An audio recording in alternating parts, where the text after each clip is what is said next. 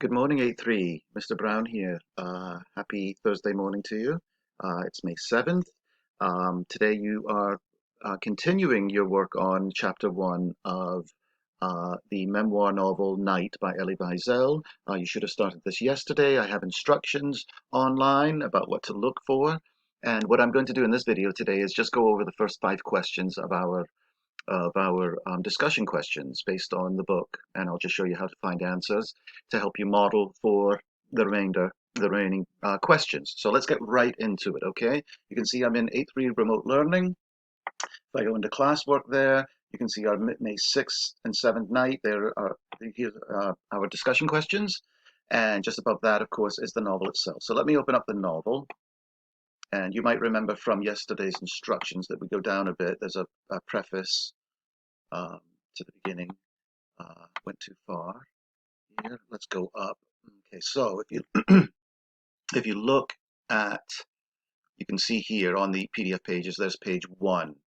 Okay, and that page 2 is empty there. So this is where page 3 is where our introduction, our chapter starts.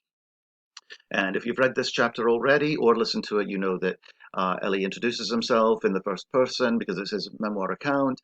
He introduces Moishi the beadle, a very important person in this chapter. He introduces his family and his family life and himself.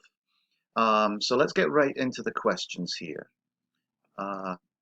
Chapter 1, number 1 was, who is Moishi the beadle and what is his connection to Elie? Okay, so if we go back right away, they called him Moishi the beadle is how this chapter starts out. Right away, we know where to find that answer. Moishi, by the way, is just a Hebrew name for what is in English is Moses, and I believe in Spanish it's Moises. So he's got a very important name because it's biblical. Moses, who led the Israelis out of bondage in Egypt. Okay, so it has a religious connotation, it has a religious name, and he's very important to Elie. So let's go back to our question. Who is Moishi the beadle and what is his connection to Elie? If we look at the first paragraph, it says they called him Moishi the beadle, as if his entire life he had never had a surname. He was a jack of all trades and the Hasidic hour of prayer, a shtibel. The Jews of Siget, a little town in Transylvania where I spent my childhood, were very fond of him. He was poor and lived in utter penury. As a rule, our townspeople, while they did help the needy, did not particularly like them. Moishi the beadle was the exception. He stayed out of people's way. His presence bothered no one.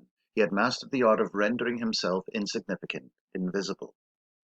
Okay, so if I go to my question again, what I've done is I've answered this, and I've answered the question right away by quoting text. Okay, according to the text, Moishi the beadle was a, quote, jack of all trades in a Hasidic house of prayer. This implies he is a church official. His connection to Elie is that Moishi helps Elie with his religious studies. We know that as we keep reading. Let's go back to the book, and if we go down a bit to, I believe, page 4 here. Okay, so he's talking about his father here, where he says he wanted to drive. Okay, his father, he wanted to drive the idea of studying Kabbalah from my mind. In vain, I succeeded on my own in finding a master for myself in the person of Moishi the beadle. He had watched me one day as I prayed at dusk. Okay, so this begins a sort of relationship where Moishi becomes like a sort of a religious teacher for him. Okay, and I've implied that in my question. His connection to Elie is that Moishi helps with his religious studies. Let's move on to number 2. As I mentioned before, going forward, high school, college, whenever you're reading any kind of text and there are questions, discussion, or comprehension questions based on this text, they will most likely go in some sort of order. Okay, not always. You do have to work a little bit to find the answers, but for the most part, they'll be in an order. In this case, we can find the information roughly where we found the question 1. So where does Elie live and how old is he at the start of the story? I say here, Elie is from a little town in Transylvania called Siget. Elie is young at the start of the novel. The text states, I was almost 13 and deeply observant. This shows Elie was just 12 years old. Okay, where do I get he came from a little town? If we go back to the beginning of the chapter, you might remember the first paragraph there. He says, He's talking about Moshe being a jack of all trades in a house of prayer. It says the Jews of Sighet, the little town in Transylvania where I spent my childhood, were fond of him. Right away, he's not saying, "Hi, I'm from Sighet," but he is implying it here. So we know through our inferring skills that he is from Sighet. And then I go down a little bit more, same page, and it says, I met him in 1941. I was almost 13 and deeply observant. He didn't say he was 12, he said he was almost 13. So just some basic inferencing skills there. So we know his age. He's 12, almost 13. Okay, this implies that he's young, he's interested in his religious studies, and it certainly has a big impact knowing that such a young person is about to go through quite a lot as far as what they experience in life. So that's very strong as well. Okay, so that was number two. Number three, let's go down to number three. Okay, go up a little bit. Okay, how does Ellie describe his father's characteristics? Okay, characteristics, his traits. What is his father like? All right, let's go up a little bit. Sorry, down to page 4. And it says here, my father. Right away, you found my father. You know he's probably going to discuss him. Okay, so he says here, my father was a cultured man, rather unsentimental. He rarely displayed his feelings, not even within his family, and was more involved with the welfare of others than with that of his own kin. The Jewish community of Sighet held him in highest esteem.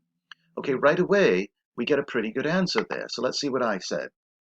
Okay, Ellie describes his father as not showing his feelings. Okay, it said that he was rather unsentimental. If you go to, obviously, the prefix un means the opposite of sentimental there. So if I look at sentimental as a dictionary definition, it says of or prompted by feelings of tenderness, sadness, or nostalgia. Okay, some synonyms: emotional, misty-eyed, affectionate. So right away, I know his father is not that. So I say that he does not show his feelings. In the text, it states, my father was a cultured man, rather unsentimental. This shows his father is intelligent, but might be a little strict and does not show outward emotion. Okay, cultured, meaning he knows a lot about the culture and things like that. He's probably well read. Okay, so that can be inferred through that. And you certainly have more information there as well, that he's held in high esteem. His advice was sought, so this speaks to him being intelligent. Right below that, we've got question number 4. Who are Hilda, Bea, and Zipporah? Be specific. Right below that, he introduces, after introducing his father, he says, there were 4 of us children. Hilda, the eldest, then B. I was the third and the only son. Zipporah was the youngest. My parents ran a store. Hilda and Bea helped with the work. As for me, my place was in the house of study, or so they said. Okay, right away, that's an easy answer right there. How can we put it so that it's uh, a little more specific than you might than just saying, oh, sisters. Okay, so I say here, I restate the question. Hilda B. and Zipporah are Ellie's siblings. In the text it states there were 4 of us children. Hilda, the eldest, then B. I was the third and only son. Zipporah was the youngest. Okay, let me close up my quote there. And then I add to that by saying, this shows Ellie is a boy amongst 3 sisters. Okay, so that helps with that question. We go on, we learn a little bit about his parents, we learn a little bit about his relationship to Moishi and learning all about God and his religion. And now if we go to question number 5, question number 5 states specifically, or asks specific, a quote. What makes Ellie say the following? The race toward death had begun. Okay, that's the quote direct from the book. We have the page there, so we can go directly to page 10. Okay, and if we go down a little bit, oh, page 10 there, I'm just showing you the page number, and you can see right here, it says, on the 7th day of Passover, the curtain finally rose, the Germans arrested the leaders of the Jewish community.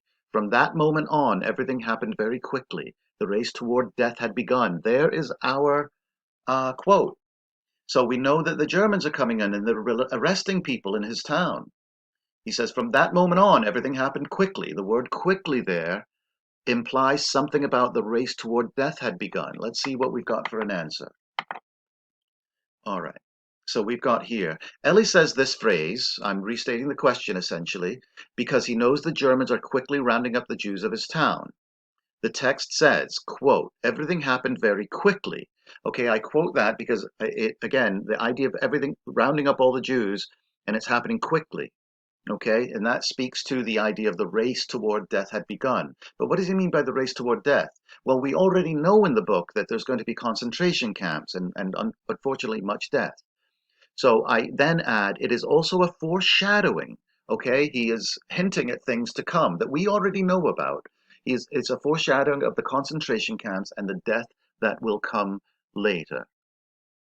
Um, okay, so that is a case of knowing what's going to happen in the story and a use of foreshadowing. Okay, so the race, what does the race toward death, the race head toward death had begun mean? It means that it was on its way with those Germans rounding up the Jews and it happening very quickly. Everything was going to escalate and happen quickly. Okay, and you can get these into your answer so that your answers are not just simple sentences, but maybe just multi-sentences and with quotes and an explanation of the meaning. Okay, I certainly hope this helps. Please do finish 6 through 10 on your own and finish up the chapter. The chapter ends at, I think, page 23, if I'm not mistaken, and you have the audio to help you. All right, I certainly hope this helps, and I look forward to talking to you soon. Take care. Bye-bye.